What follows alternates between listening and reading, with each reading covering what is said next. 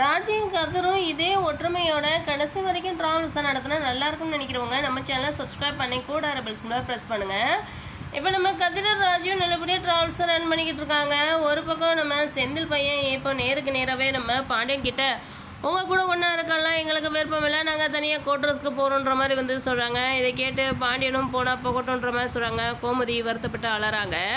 இப்போ நம்ம மாமாவை பார்த்து பேசினா தான் எல்லாம் சரி வரும்னு நம்ம பாண்டியனை பார்த்து மீனா மாமா எனக்கு அந்த வீட்டை விட்டு போக மனசே வரல, உங்கள் பையன் தான் இப்படி பண்ணிக்கிட்டே இருக்காரு, நான் போக மாட்டேன், எனக்கு எல்லோரும் கூட இருக்கிறது தான் சந்தோஷன்ற மாதிரி வந்து சொல்கிறாங்க.